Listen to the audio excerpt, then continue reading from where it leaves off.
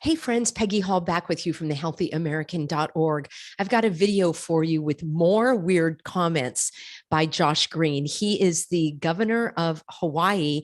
He is the new governor of Hawaii. He just came on the scene in January of 2023. Prior to that, he was a lieutenant governor. He was a very prominent individual in getting people into their pincushion status in Hawaii.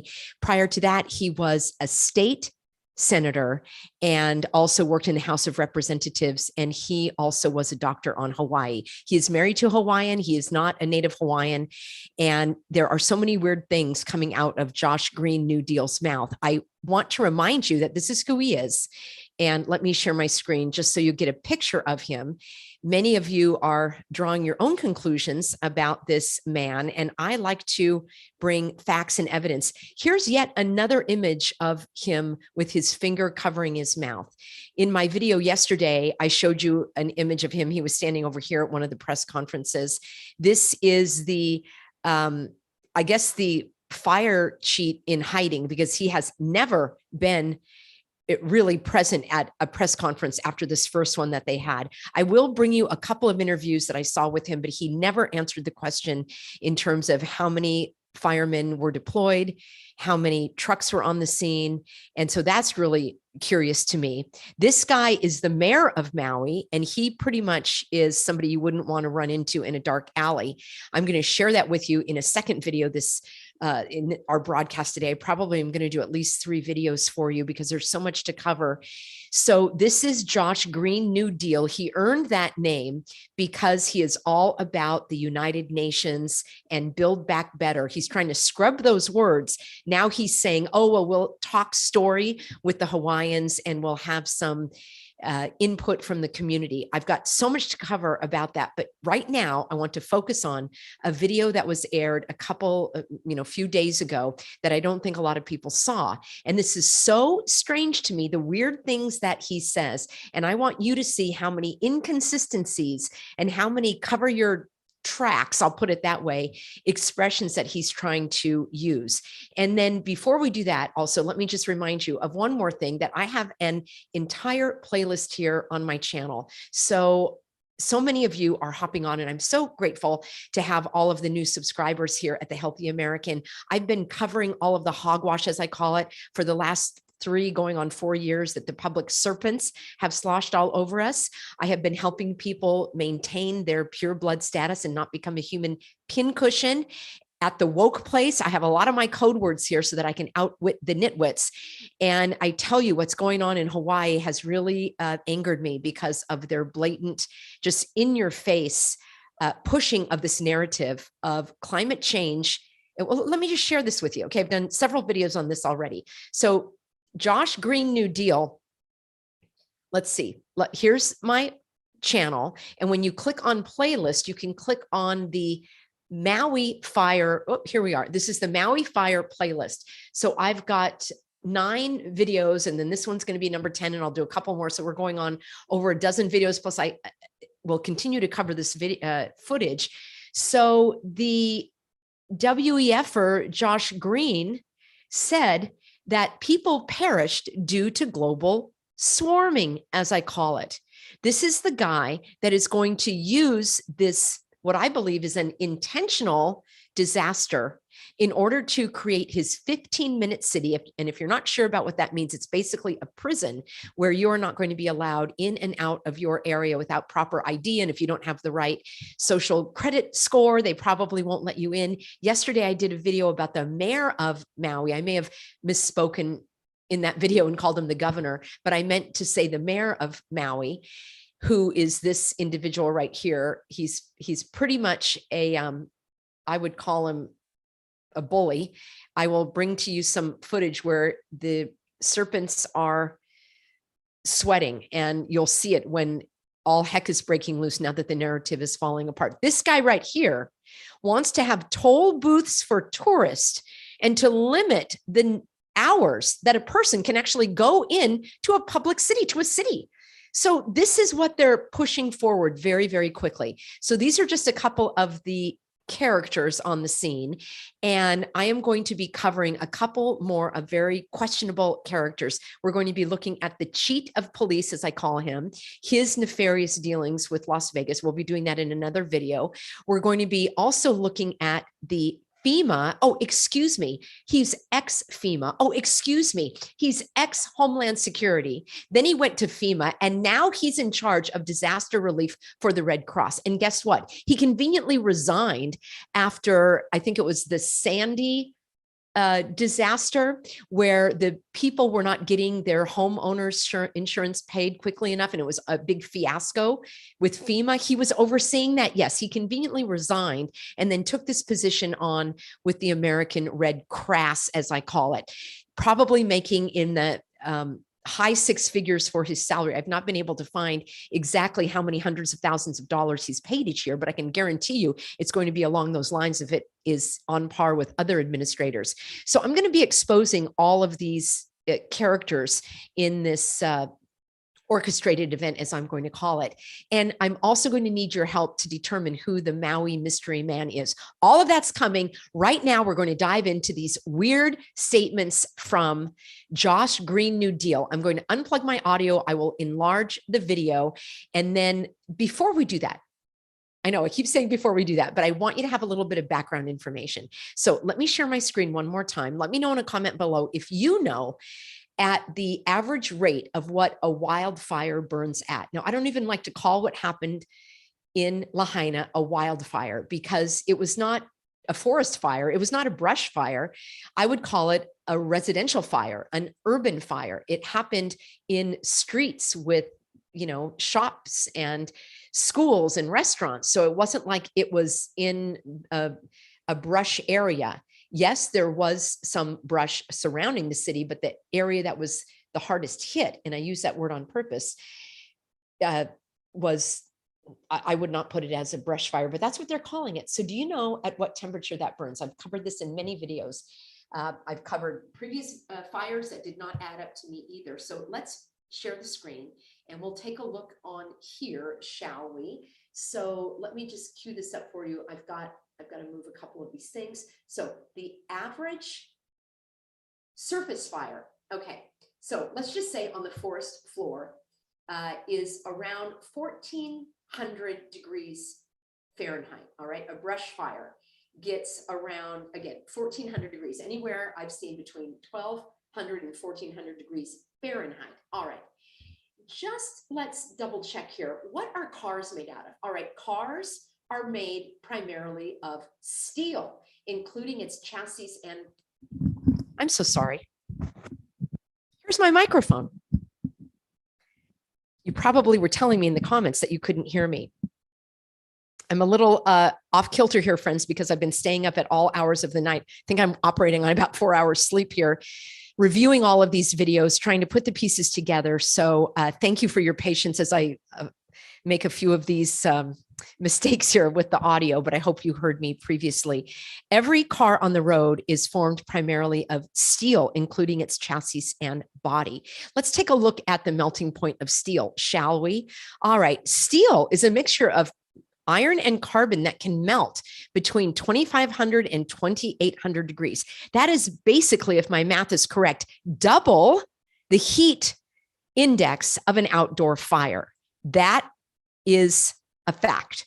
So let's now, with that information, now that we know how hot a fire burns outside, how hot it needs to be for steel to melt on cars. Of course, the tires are made out of rubber, so those melt at about 800 degrees or maybe even more. I mean, maybe even at a lower heat. So that's not as much of an issue, but there are steel belts within those radial tires.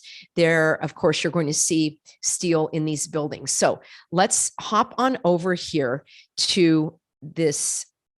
It's a 3 minute, actually, it's a 3 minute and 30 video, long video. Isn't that interesting? And I want to play it for you without me interrupting. Maybe I'll interrupt once or twice.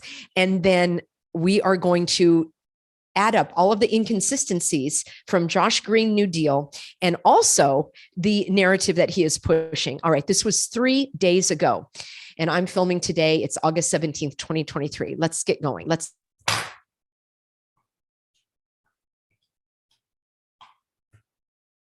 We also got the chance yesterday to speak with Hawaii's governor, Josh Green. He was in Maui. We didn't expect this conversation. He's a doctor, and we happened to see him as he was making his rounds at the War Memorial Complex where evacuees are taking shelter. We got the chance to ask him about the conditions in Lahaina and the continued search for victims. There are more fatalities that will come. The fire was so hot that what we find is the tragic finding that you would imagine. So a fire's come through and it's hard to recognize anybody, but they're able to determine if someone did perish. All right, I have to stop just for a second. He's wearing his scrubs and he has this stethoscope around his neck. So he is the governor. He is a licensed medical doctor. The interviewer here said that he is at the War Memorial treating victims. So he's in his doctor uniform, which in my opinion is done on purpose. All of these things that you see and that you hear, in my view and my experience in analyzing the news, is done on purpose. So this is to show that you can trust him because he's a doctor. And of course, doctors in our society are elevated among others. So we really have to trust what he's saying. The reason I asked about the conditions in Lahaina is because the town has been hard to reach. Residents have to prove a need to be in there. Yes. Journalists are not going in. But when you describe it the way you just did it, it's clear why. I can share. I've twice been in. I was there Thursday and then yesterday, and I chose not to go into Lahaina today. To be totally honest, What do you think when somebody says to you, I want to be totally honest? I always found that as a very strange phrase. It indicates to me that previously he wasn't honest. Why would you need to preface your comments with that statement to be totally honest? I find that strange. Another strange thing coming out of his mouth. There's nothing to see. Okay, there's nothing to see. What does that mean? There's nothing to see. Does that mean no victims to see? Let's listen on. Except full devastation. So the buildings are almost non-existent. The buildings are almost non-existent. Okay, look at this destruction. When the steel gets hot enough, it will lose its integrity and start to fail. Buildings are intentionally made of steel so that they will withstand fire. Here are some of the burnt out cars. Now, granted, the steel has not completely melted, but they are basically devastatingly damaged. Even it was so. The engine on that one looks like it's completely gone on some of these. The glass is broken, burnt out. Almost non-existent. And even it was so hot that even metal contorted so that you can't believe what the building was. It was so hot that even metal contorted. You can't see what the building was. We just saw that that takes a heat of 2,500 degrees, and an outdoor fire burns at half of that, 1,400 degrees. I know I'm repeating myself on purpose. I want this to sink in so people will understand. I've been covering this for many months in the previous fires. It doesn't add up. But that's what you see. And obviously there will not be any survivors in the area left. They've either escaped that night. And now as we put up some temporary cell capacity. There were no survivors in the area. They escaped that night, he says. People are calling each other. So the number of missing went from in the 2000s down to 1,300. And 1,300, you'll notice that they like the number 13 a lot. They like the number 11. They love the number 6 or 9 or 3, 2, 2 or 2, 23, 32, any combination that adds up to 6. And of course, 9s are upside down 6s. And this is all for their sick narrative that they're pushing and some of their signs and symbols. 11, I think I mentioned 9, 11, rings a bell, doesn't it? Look, our hearts will break beyond repair, perhaps, if that means that many more dead. None of us think that, but we are prepared for many tragic stories. So conceivably, this could be hundreds dead. They will find 10 to 20 people per day, probably. This is so weird because he just said we have no idea what we'll find. And now he's saying 10 to 20 people per day. Let's just listen to that again. That was strange. Lots of strange things. many tragic stories. So conceivably, this could be Many tragic stories. So conceivably, this could be hundreds dead. They will find 10 to 20 people per day probably until they finish. And it's probably going to take 10 days. It's impossible to guess, really. Hawaii has confirmed that the sirens didn't go off. Yes. And cell warnings, television warnings may not have gone through. Yes. Are you frustrated that there wasn't a better system to alert residents to get out? Of course. Did you see him shake his head no? He went like this. He shook his head no when the question was, well, let's listen again. And I'm going to do a second video. My second video is going to be continued coverage on this emergency system. I did a previous one about all the questions I wanted to ask Josh Green New Deal about this failed. Of course, they're calling it a failed system, not that the individual failed. Let's hear that again. Are you frustrated that there wasn't a better system to alert residents to get out? Of course. That's so bizarre. He says, of course, as he's shaking his head no. You know, I've lived here for 23 years. I've heard the siren go many times. Now, okay, he's lived there for 23 years. I'm sure that's accurate. 2 times 3 is 6. For a fire, in my case, but for tsunami warnings and for volcanic eruption warnings and earthquake warnings, we're heartbroken that people couldn't get out or didn't get alerted. We are doing a comprehensive review already. My attorney general, I asked her to do it, not to find fault in anyone, but to say why this worked and this didn't work. You would still call this disaster a natural disaster, not man-made. Here we get to the heart of the matter. It is definitely a natural disaster because the winds were moving any fire between 60 and 80 miles per hour. That's okay. I know I'm interrupting a lot, but I really want to point this out. So the question, the intentional question, so that people that are listening, not you smart, healthy Americans, but the others that are brainwashed by the boob tube, as we used to call it. This is an intentional question. Do you think it was natural or man-made? And people that are sitting at home glued to their TV are going to say, well, of course it was natural because Josh Green New Deal just said so because it was on the news. So this question is being asked intentionally. And I'm going to back up just a little bit, then I'll stop talking. And I want you to hear, he responds twice about this. And it's a very strange thing. Then he says the winds were moving between 60 and 80 miles an hour. They love that number 80 also. And of course, the 6. Let's go back a little bit. Those numbers may be completely random and have nothing to do with it, but I'm pointing it out because that's why you're here. You want me to analyze this, and that's what we're doing. Here we go. the winds were moving any fire between 60 and 80 miles per hour. That's a mile a minute. And the wounds in there, I'm sure, are not the kind of wounds you see from burning your hand on the stove. No, they're much more significant. And an interesting thing and a tragic thing here is we're not treating more first, second, and third degree burns because the fire was so perilous that it took lives. It didn't leave survivors. Wow. That's really what you're experiencing. When you see mostly fatalities and very few injuries, that tells you it was a natural disaster.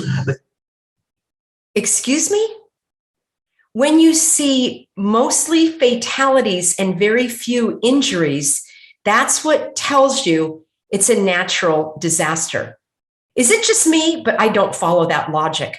I don't understand that. There are plenty of natural events where people have injuries and no fatalities. So how is this answer of fatalities compared to injuries the evidence that he's using to conclude that it was a natural event? This is so weird.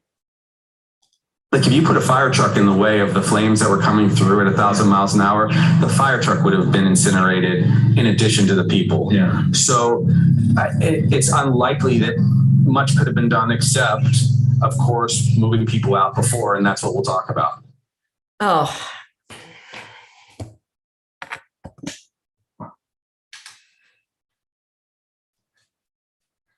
Right, friends, I do acknowledge that the sound was a little strange for that part of the video on my part. But did you catch all of that, what he said? So he also changed his tune, and he said, first he said the winds were going from 60 to 80 miles an hour. Then he said they were moving at 1,000 miles an hour. How did you get 10 times the rate from 80 miles an hour to 1,000 miles an hour? That's what he said. I'll leave a link for you to watch that 3-minute and 30-second video. Then he said, if we had put a fire truck out there, it would have been incinerated and it wouldn't have done any good. And then he said, basically, he was saying this emergency alarm system, it wouldn't have mattered anyway. There was nothing we could have done. Oh, except get the people out in advance. That's what he said at the end. This whole thing is strange to me. He's trying to give evidence that this was a natural disaster, and there is no evidence that it's a natural disaster. I just presented to you evidence that it's very fishy, but what does allow metal to melt at very high rates like that is microwave energy. That's why you don't want to put a fork or aluminum in your microwave oven. That's why you put something, I don't use a microwave, but that's why you would put a paper plate or a little plastic container if you're heating something up, because the plastic doesn't melt with the electromagnetic energy. So I just wanted to bring you this very strange clip. I'm endeavoring to keep my videos a little shorter and on target with one topic at a time. So what I'm about to do is another video where we are going to look at this so-called failed emergency response. And we are going to hear from the emergency management director and his very weak, if it wasn't so tragic, I would actually feel sorry for this man, because he is so far in, and I don't feel sorry for him. He is so far in over his head. He can barely even eke out his excuses. Now, I wanted to, so let me bring that to you in a second video so that we can keep everything on track here, friends. And for some reason, I keep losing my other open windows. All right, I'm going to clear out of that. And here we are. Okay. Thank you, friends, for being on board. And yeah, Lynn says, I don't think he seems sincere at all. Lock him up, except he got out safe. He's, oh my gosh. Yeah, 1,000 mile an hour wind. Now, perhaps he was a little stressed. He didn't look stressed to me. In fact, when I look at the demeanor of this man, I see somebody who's not affected by this tragedy at all. Think about a time in your life when you had devastating news, when a loved one died, when you were faced with a medical situation or the loss of your home or a financial burden or anything that was traumatic for you. Think about how you felt, what you looked like, what your expressions were like. And some will say, now, Peggy, he's the governor. He needs to have a stoic image and he can't break down or be emotional. I'm not talking about breaking down and being emotional. I'm talking about being a human being with compassion and a look of concern and gravity, meaning he looks like he's actually concerned about what's going on and distressed and distraught by it. I showed you an image, and I'll continue to bring you the images of the Duper's Delight, where they're laughing and joking. When I think about my traumatic losses, I wasn't laughing and joking within 48 or 72 hours, maybe 48 days or 48 weeks, but I certainly didn't feel very jovial. I'm also going to share with you some footage of a news conference before the characters realized that it was being filmed. That's always what's interesting to me. Remember back in the Shady Nook where Robbie Parker, oh my gosh, I'll probably get flagged for that on this channel, where he was also like the king of the Duper's Delight, where he was chuckling and laughing. And then it was almost like the director said, action. And then he completely changed his demeanor. And he became the fake person, the spokes fake person for all of that hogwash that was going on. And if you're not sure what I'm talking about, there's a lot that's out there about it. And he didn't realize. Now, I also think that maybe he did realize that the cameras were rolling, and these evil doers, these, they are either evil, they're the puppet masters, they're the New World Disorder, those that are orchestrating these events. I think that they want to be so blatant and brazen about it that they allow that type of footage to be released so that they can mock us even more. So I'm going to show you another one of these events where they are just mocking the people, and they are all the head honchos of this recovery effort, including the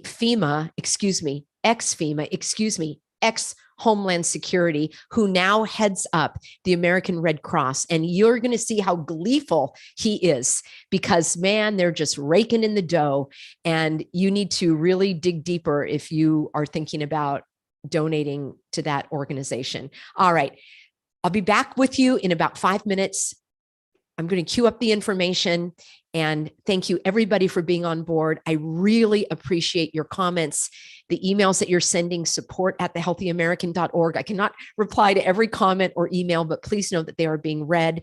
And some of the information I will be covering, some of it I've already covered. And I really am grateful for you being on board. I want to end up by letting everybody know that an important reason that I'm doing this, number one, we need to expose the evildoers. It is actually, we're called by God to do so. Evil cannot thrive in the light, all right? It scurries from the light. It seeks darkness. That's why a lot of these evil events are carried out in the darkness of night, right? Under the cover of night. So we need to expose all of this. I also feel that it is more empowering when you can engage your intellectual mind, your critical thinking skills. So using these events as an opportunity to listen carefully, like we did just with that short video, really listen to what they're saying. I recommend that you listen without looking at the images, because the images are designed to evoke an emotional response. Then you could also turn off the audio and just watch the images, and you'll start to say things like, wow, that's so weird that this gas station is standing with all of that flammable fuel, yet right next to it is a melted steel building. Things like that will start not to add up for you. And it's important that we do stay engaged in our mental and intellectual capacities, because they are going to slosh all over us these horrifying images and narratives that may not even be true about some of the devastation. So I want you to guard your heart and to not hopefully be carried off into the river of pain with some of these spin cycle and sensationalism of some of the reporting. And the other reason that I do this is because I want you to know that you are right, that what you are seeing and things that aren't adding up, that you are seeing what's going on. I understand that many of you have friends, have family, coworkers, community members, maybe children, parents, siblings that think that you are crazy and that you're sort of disrespecting what's happening in these events. It's the exact opposite. You are respecting the truth. You are disrespecting the evildoers. And the more that we can expose them, the more that we can break down their actions, their gestures, their facial expressions, their words, their narrative, the more that we can reduce their power. In all of the previous video, in most of the previous videos that I've done, I've had a little pep talk at the end of each of my presentations. So if you feel that you are in need of some support, please go back and watch those. And I'm so grateful for all of you. At the end of the month, I do have a live Q&A video. It's live, and I'm there with my husband, and we are there to answer your questions, give you support. That's for all of our supporters. If you're curious about how to get on that, please email support@thehealthyamerican.org, and my assistant Olivia will point you in the right direction. All right, everybody. Prayers with all of those that are suffering. We are going to get through this. Stick with me. I'll be right with you in an upcoming